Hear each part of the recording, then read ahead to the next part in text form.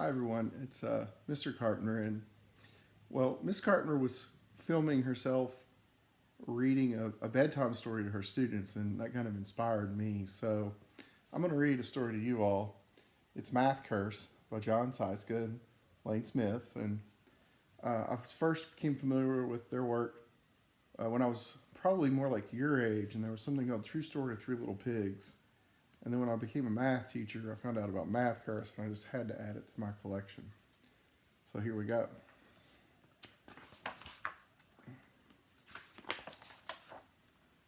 A lot of pages at the beginning.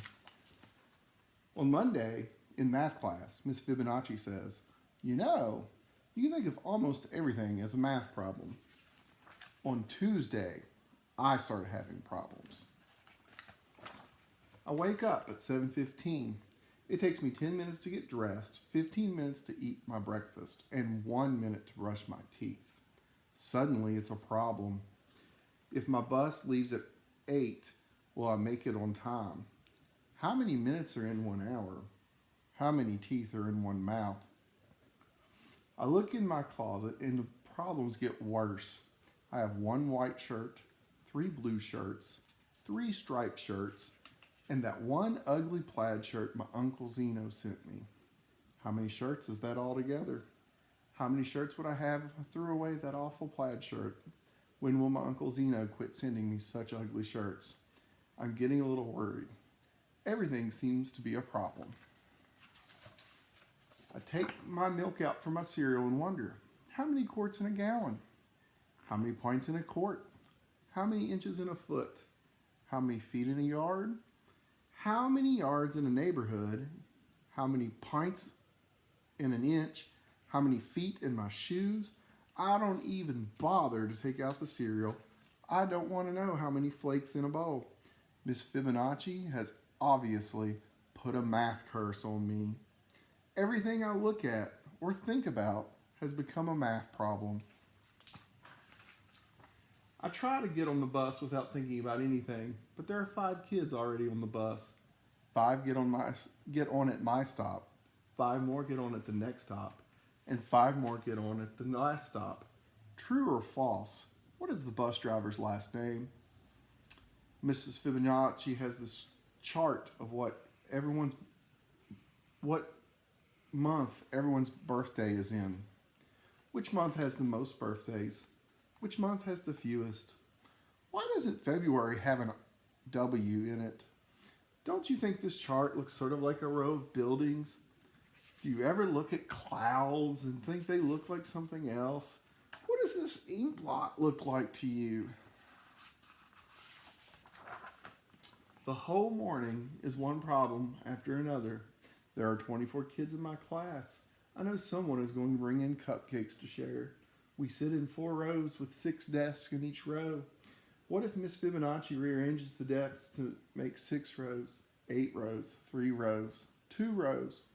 I count the 24 kids in our class again, this time by 2s. Jake scratches his paper with 1 finger. How many fingers are in our class? Casey pulls Eric's ear. How many ears are in our class? The new girl, Kelly, sticks her tongue out at me. How many tongues in our class? I'm about to really lose it when the lunch bell rings. Unfortunately for me, lunch is pizza and apple pie.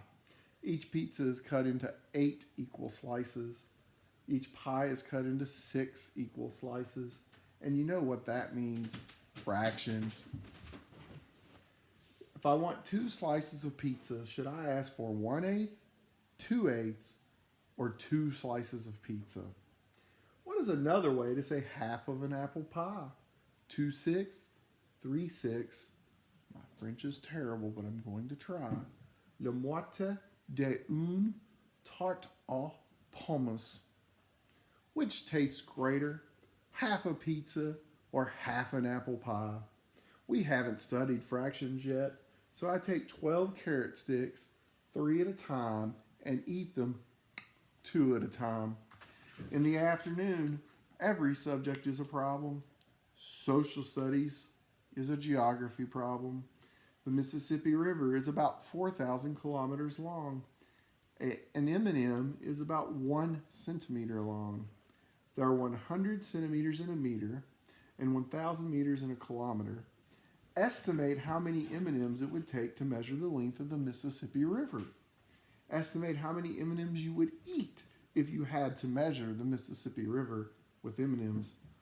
Bonus, can you spell Mississippi without any M&Ms? English is a word problem. If mail plus box equals mailbox, does lipstick minus stick equal lip? Does tuna fish plus tuna fish equal forna fish? Physical education is a sports problem. In 1919, Babe Ruth hit 29 home runs, batted .322, and made $40,000. In 1991, the average Major League Baseball player hit 15 home runs, batted .275, and made $840,000. Did you just hear my cat's fight? That's kind of funny too, isn't it? Circle the correct answer. Babe Ruth is less than the average modern baseball player. Babe Ruth is greater than the average modern baseball player. Babe Ruth is equal to the average modern baseball player. In art, we finally get to relax with the connect the dot picture. Here is my picture. Too bad it turns out to be a connect the ancient Mayan numerals picture.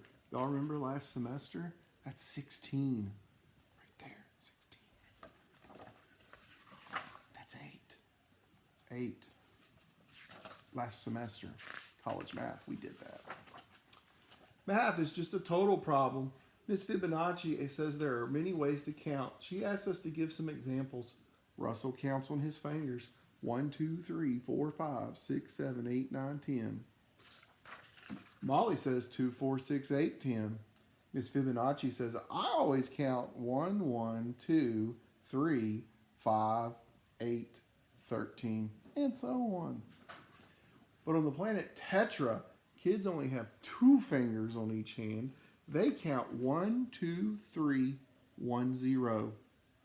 And on the planet Binary, kids only have 1 finger on each hand. They count 1, 1, 0. What are the next 5 numbers in each sequence above? Do you think Miss Fibonacci has been to the planet Tetra? How would you bowl if you lived on the planet Binary? We are just about to go home when Rebecca remembers the special birthday cupcakes her mom made. There are 24 kids in the class. Rebecca has 24 cupcakes. So what's the problem? Rebecca wants Miss Fibonacci to have a cupcake too. Everyone is going crazy trying to figure out what fraction of a cupcake each person will get. I'm the first to figure out the answer. I raise my hand and tell Miss Fibonacci I'm allergic to cupcakes. Everyone, 24, believes me and gets 1 cupcake.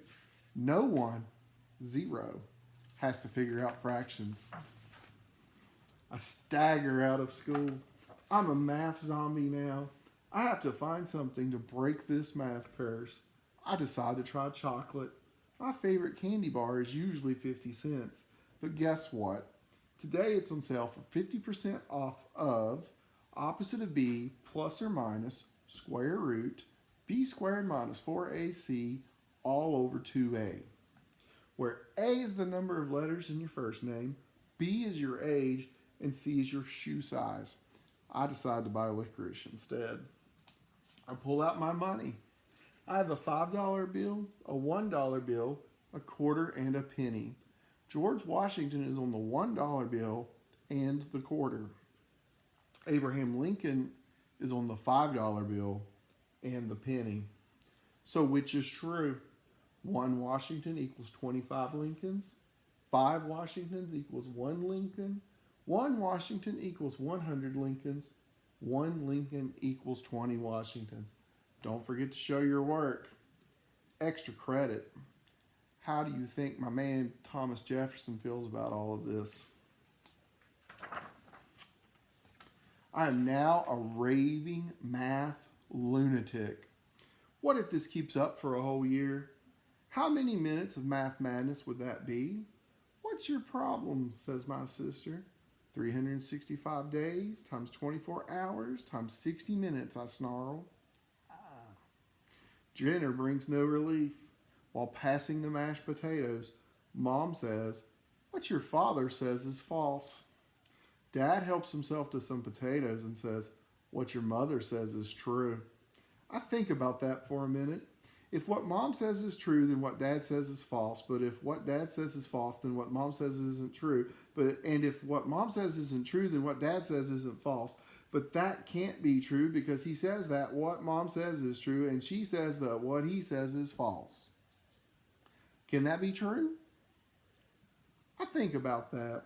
Then I think about that some more. It's called a paradox, kids. Then I think I'd better go to bed. I undo 8 buttons and 2 shoelaces. I subtract 2 shoes. I multiply times 2 socks and divide by 3 pillows to get 5 sheep, remainder 1, which is all I need to count before I fall asleep. Then the problems really begin. I dream I'm trapped in a room with no doors and no windows.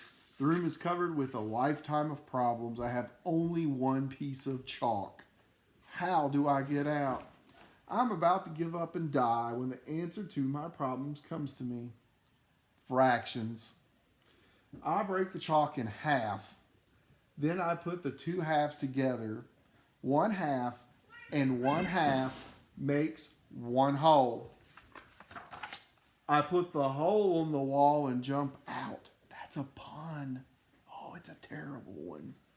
I'm free. I wake up Wednesday morning at 7:15. It takes me 10 minutes to get dressed, 15 minutes to eat my breakfast, and 1 minute to brush my teeth. My bus leaves at 8. What time will I be ready? 7:41. No problem. I've broken the math curse. I can solve any problem. And life is just great until science class when Mr. Newton says, "You know, you can think of almost everything as a science experiment." So, there was plenty of good basic math in there. There was actually some advanced math in there. There was a reference to binary for my computer classes. And it ends with science. So it's just kind of a perfect book for me to read to you all. And, we're about 12 and a half minutes into this. So if you thought maybe you were going to miss me, that video probably helped you realize you're not going to miss me. I'll see all of you soon, though. Take care.